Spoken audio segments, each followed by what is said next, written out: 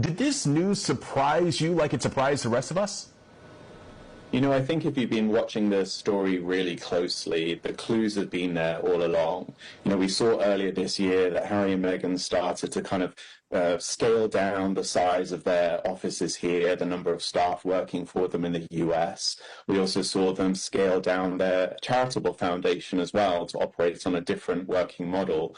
And so you can see then that along the way, this is a couple that have been slowly and methodically kind of planning some form of move, whether it's the version that was announced yesterday, only they know, but this is definitely a couple that have been looking to make changes for sure. Oh, certainly interesting. Right then, everyone. Headlines about Meghan Markle. I'll kick us off. Meghan. Darren, give us a verb. Kidnapped. Nice. Paul, something British people love. Peppa Pig. Yes. Get a picture of her eating a bacon sandwich. Okay, next. Meghan. Verb. Once had dinner with Bin Laden. Oh, that is good. Okay, one more. Let's go for a complicated one. So, Meghan used the Queen's corgis. Big finish, Paul. In jollof rice recipe. Whatever you think of Harry and Meghan, whatever you think of the royal family, this is one of the biggest running news stories in the world. The schism between William and Harry. That is a big global news story that all news organisations around the world are interested in, and it also has serious political and constitutional angles, which mean that it is in the public interest to report it. It is a legitimate news story for everybody, from the BBC to the Financial Times, to the Wall Street Journal, to the tabloids. Now, until these two brothers get together or show us that there is a rapprochement, that story will make it very difficult, because every single thing they do, wherever William goes, he will be asked about this, because Harry is back in the neighbourhood now. He's back in the hood. And it was much easier for the palace when he was over in California. But when he's, you know, in Oxfordshire or Berkshire or Northamptonshire or wherever he's going to be, they will be. And it is, so all we need, we don't need cuddles. We don't need posed up folk. We just need a briefing that they have met. That sort of thing. And if you know, any of the PR people in the palace, and they're very good there, they don't want him back in this country, because it makes it much more difficult to manage this real issue. This is a real PR crisis for the royal family. And there's just one other thing here. We mustn't forget that for younger generations of British people, they ask themselves, as we all do as we grow up, what's the royal family for? Why do we have a royal family? If you have this schism in public, younger generations are going to ask that question more and more, and the palace know that. So they have to solve this. William has to reach out. If he doesn't, we're going to be talking about this, people like you and I, every day for years, and it's going to become a reputational threat to the royal family. The Daily Mail reports couple moves house. Okay, page one, front page, like the absolute splash. This is the only story on the front page of their newspaper. 3 separate columnists. Sarah Vine, Harry swanning back in, must be enraging for William. How do you know? Spoiler alert, you don't. Alison Boshoff, their friends tell me Meghan is fully behind the shock move. Right. And Robert Hardman, how this will shape future of the monarchy. Okay, it's good that we're not getting carried away here, lads. Let's keep it on the down low. And then the front page, return of the prodigal prince. Sussexes security could cost taxpayers £5 million a year. Will it? No idea. But it could. It could cost £50 million. It could cost a gazillion pounds. It could cost 12p. But stick all that on the front. Doesn't matter. You've got your front page. It's not just the Daily Mail, of course. The Daily Express has not gone quite as bonkers, I don't think. No, it really hasn't. Fair play to them for once. They've actually got some news in their paper today. And the broadcast media has gone slightly, but nothing like that. The Daily Mail, if they had any friends, they'd stage an intervention, surely, with that level of obsession. Once again, breaking news. If you missed it yesterday, couple moves house.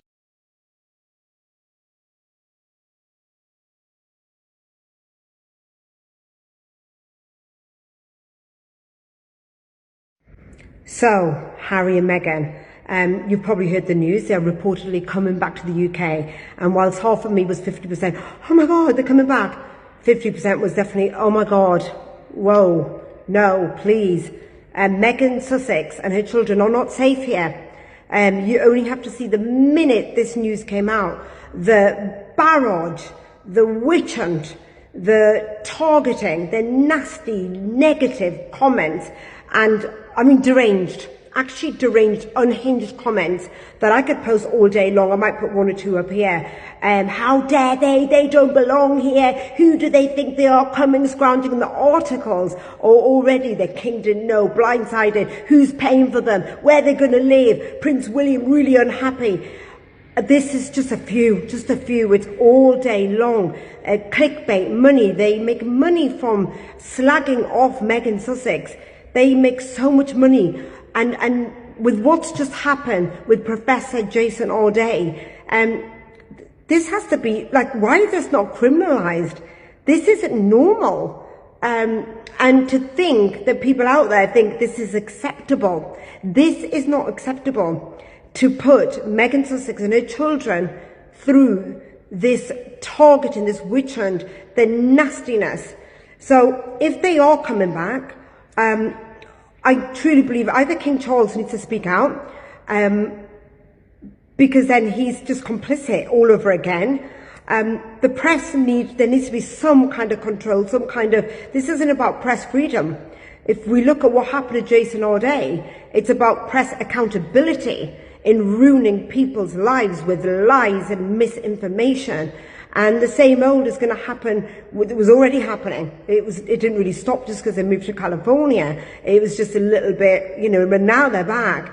They're all there. And I look at it and I worry. I actually dread this dreadful feeling in me that, gosh, I'm almost hoping Harry will put out a statement saying, no, this is not true, we're not coming back. Having said that, he has every bloody right to come back. His country, his dad is the king. How dare you say you've got no business saying he shouldn't come back. What the hell has it got to do with you?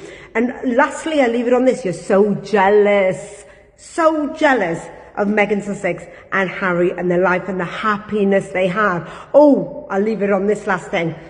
William and Kate, laziest royals, will have to start doing some work now. The pressure is on. That's one thing I'm looking forward to seeing.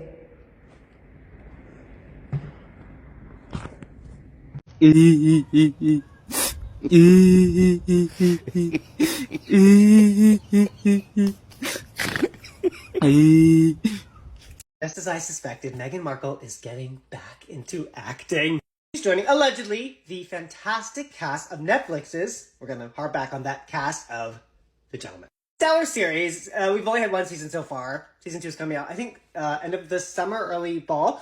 Theo James is the lead. Daniel Ings, who plays, I think, Lionel Baratheon in The Night of the Seven Kingdoms, like a stellar cast.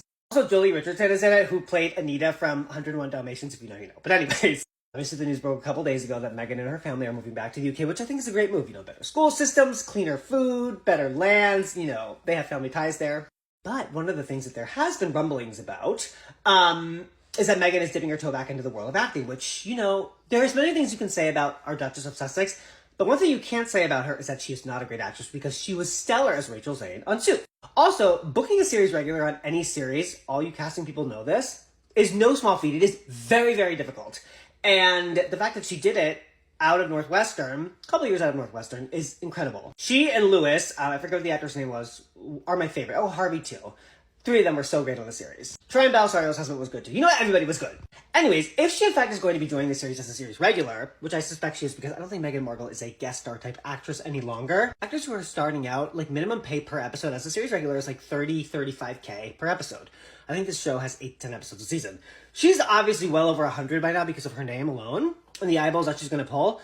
So say there's 10 episodes a season for season 2 and she gets Series regular billing, 5 episodes, that's $500K. I mean, that's no chump change, honey. And I was curious because Deadline posted an article what the, corresponding feedback would be. And one user said there were actually good actresses who auditioned for it. Megan is not a talented actress, honestly. Okay, that's a hater. Another person said Megan should have tried this in Los Angeles. I'm sure Ryan Murphy could have put her in something, like he does Cindy's daughter, Paris Jackson. Another individual, and this is one I agree with, Megan was very good in Suits. They have been replaying them. She's making a good choice staying with acting. That's my opinion. I have to share that sentiment. I think she's a very good actress, like I said before. She's a Northwestern University graduate from the theater department, and that is a very prestigious conservatory program. Julia Louis-Dreyfus, David, Ross from Friends, David Schwimmer, countless others have come out of Northwestern, and they're all crazy, crazy talented people. Eva Harkness herself, Catherine Hahn, is an NU alum. I say all this to say, this is very exciting news. The rumblings are true. And she is joining a very, very top-tier premium series. Guy Ritchie's The Gentleman, based off the film, of course, and for Netflix. So you all spouting, oh, she has a bad relationship, bad blood with Netflix, the relationship's sour. Not true. Good on you, Duchess Megan. I, in fact, will be seated for season 2. And if you haven't watched season 1, I implore you to watch it. It is so great. Get that bag, Megan. The mainstream media is fucking mental. They have lost their collective minds over the news that Prince Harry and Meghan are moving back to the UK. And since the Telegraph broke the story on Wednesday evening, the coverage has been an unrelenting wall of negativity and attack. Daily Mail columnist Amanda Platel wrote that if Harry imagines he'll just swan back into Britain and all be forgotten and forgiven, then he is in for a rude awakening. Forgiven for what, Amanda? Moving house? Harry and Meghan, as you know, have decided to move back to the UK. Their 2 young children, aged 7 and 5, are enrolled in British schools for September. They are not returning to royal duties, they will not live in a royal residence, and they've asked for a private life. That is the entire story. 2 small children are about to start school in a country whose biggest newspapers declared war on their parents before the family had even packed. 1 week ago today, Professor Jason Nardo was found dead at the age of 41, 9 days after he resigned from Cambridge, following weeks of articles about his academic work and his personal life over allegations he denied. His family says he was subjected to a campaign of sustained abuse for more than 3 years, and that the campaign and misinformation was too much for a gentleman who wanted to see the best in everyone. They have told us plainly what they believe the coverage did to him. 1 week later, as if Jason's death never happened, the same papers have gone straight back to the same behaviour, aimed at the same woman they have tormented for over a decade. A Sun column dreaming about Meghan being paraded naked through the streets while crowds threw excrement at her became the most complained about article in the history of the British press regulator. She won a privacy case against the Mail's publisher. Harry won against the Mirror over phone hacking. And hanging over all of it is Harry's mother. Diana was pursued by photographers on the night she died, and the vitriol now aimed at his family feels like a continuation of exactly what befell her. Her son has spent his adult life telling us he is terrified of history repeating itself, and the British press has spent this week proving his point. Public figures are fair game for scrutiny, and Harry and Meghan can be criticised like anyone else, but they have been gone for 6 years, and what happened this week is a coordinated, profitable campaign of hatred over a house move. Days after a family begged the country to understand what relentless coverage can do to a person, the same industry looked at the couple moving home with their children and reached for the same weapon. They have learned nothing, because learning nothing is entirely the press business model. I promise you, I did not expect to wake up today and Harry and Meghan returning to the UK being breaking news. Because my thing is, I'm not a royalist. And I actually don't think a lot of you guys are either. I just think there is a different kind of obsession when it comes to Harry and Meghan. Because when it's around the man who's actually going to be king one day and the woman who will be queen one day, no one gives a hoot. I never see the kind of excitement or fandemonium and news cycle around anything, absolutely anything that William and Kate do. I don't see it, and so that leads me to believe I think a lot of the British people actually really, really like Harry and Meghan. I do. I think it's kind of like a displaced and misplaced emotion around it. They want to like them. But inherently, because of different factors, clearly, they feel no, I don't want to like them. A You know them kind of like kids in primary school where like they bully other people because like they want to have friends and they don't know how to get them. It's like, oh, I just want people to like me. That's kind of the energy that's around Harry and Meghan. Like, you guys like them, don't you? You find them actually kind of like, you find them interesting. They intrigue you somehow. Because the traditional method, i.e. his brother and that wife, they bore you. You don't ever want to talk about them. Ever. Even when they do things where it's like, hey guys, we're going to be different too. Like, we're not going to be traditional. We're not going to live in a palace like the rest of our ancestors. Like, we're going to go live in a McMansion in Surrey, in like a county town. And like, it's not a palace, but it's almost similar to one. Come and look at it with us. And you guys played it dust. You guys played it dust. William and his wife said, we're not going to move into Windsor Palace or Buckingham Palace. We're going to get a cute little country manor and we're going to be king and queen from there. The news cycle looked at it and said, huh. Took a few pictures of inside, said, huh. And then moved on. And then just moved on. Like, no one gives a heck. Even still to this day, there's like speculation if the two are even still together. But like, no one cares. No one cares if they are still together or not. Like, no one generally cares. But mind you, Harry and Meghan, they've got a one-way flight to Heathrow, you say. Interesting. Breaking news cycle. Like, it takes nothing for them to get you guys' attention. And you guys just run with it. So that lets me know that, like, I don't know if a lot of you are actually royalists. Because, like, would a true royalist not just go hard for all of the royal family and, like, just, like, give the same kind of energy across the board? You know, I see majority of people who are royalists just giving critique. And it's given just fanfare. Like, it's just given fanfare, if I'm being honest. The critique is always just to Harry and Meghan. There is no sense of, like, critical thought or even, like, excitement for any other royal family member. It's just Harry and Meghan. It's the Harry and Meghan show. And you guys are like, oh, they're so insufferable. They make everything about them. No, you guys do. You guys make everything about them. They're now coming back to the UK and it's plastered. I kid you not. I went to a shop to get some milk. It's plastered on every newspaper. It's a sickness. It's a sickness. Why are white women so obsessed with Meghan Markle?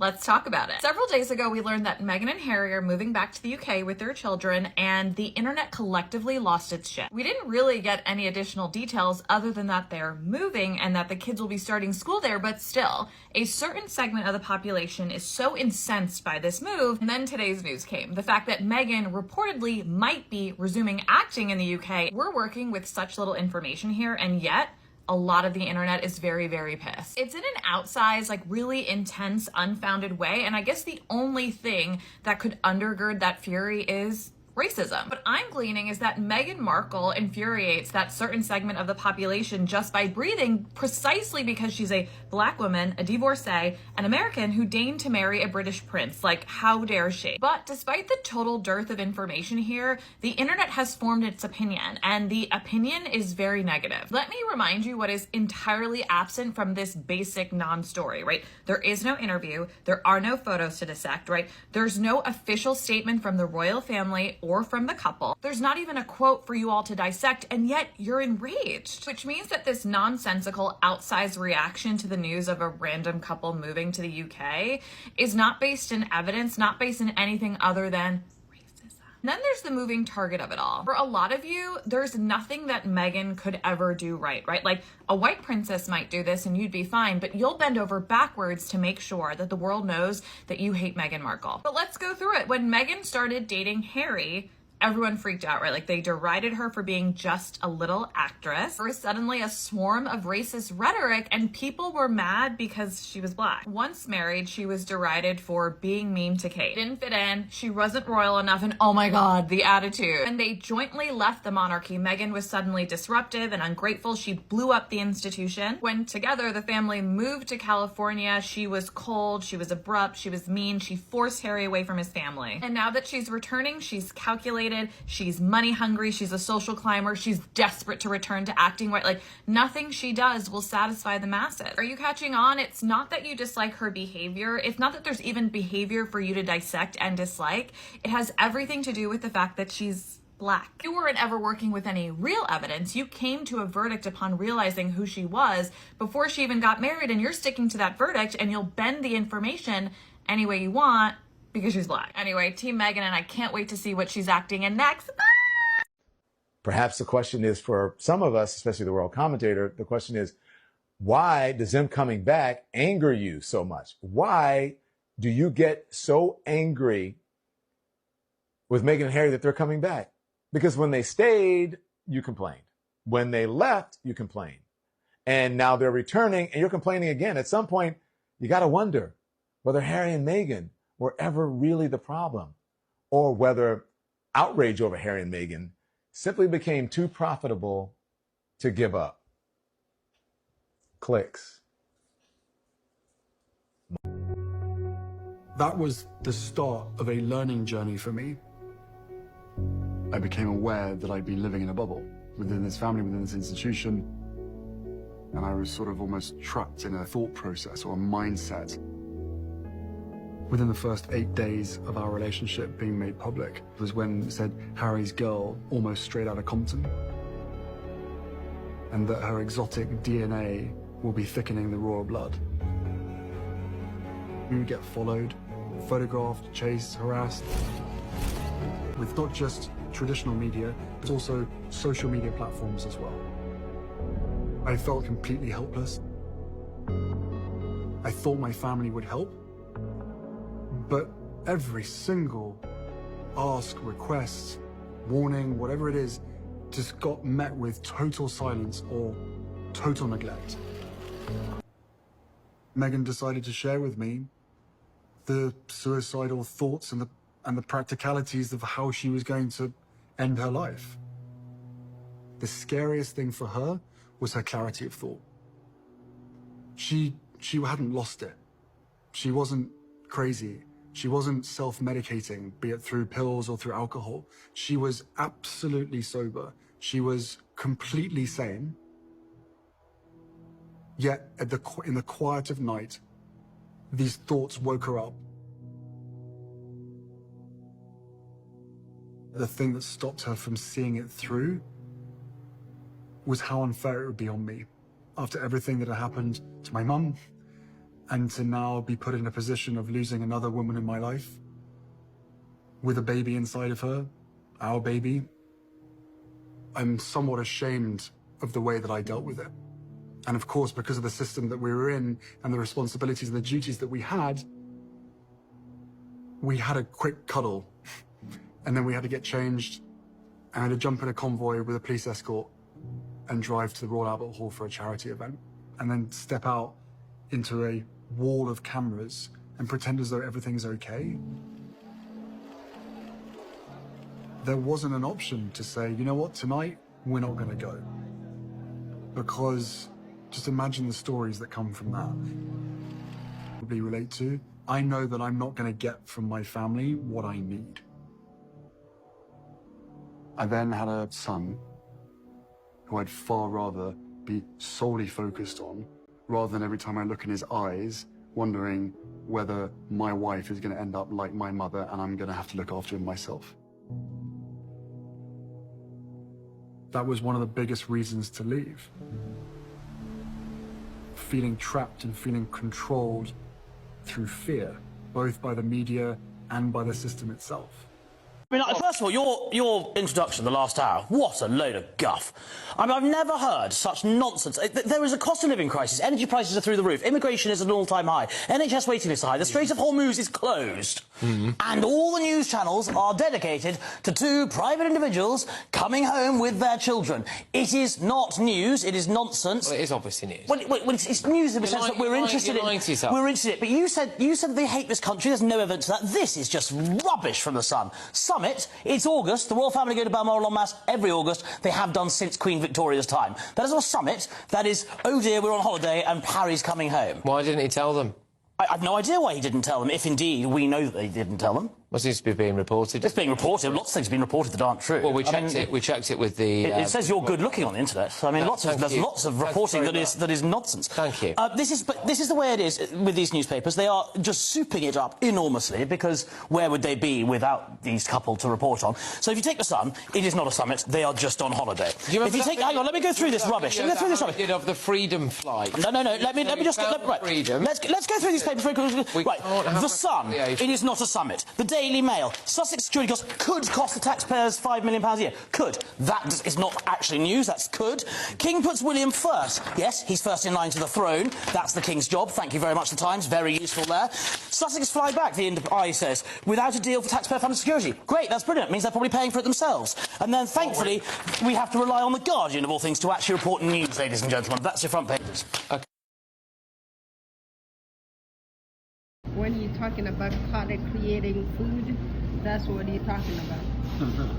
Huh? Yeah. That's the one you're talking about, Carter Get the pepperonis. Pepperonis? It's got pepperonis in it, look. Oh, that's good. Yeah, pepperonis and mushrooms and pepperonis. Is there any other meat in there? Oh yeah, steak. Oh, that's delicious. Tomato. Are you guys hungry yet? And lettuce. Yummy. Look at this guy.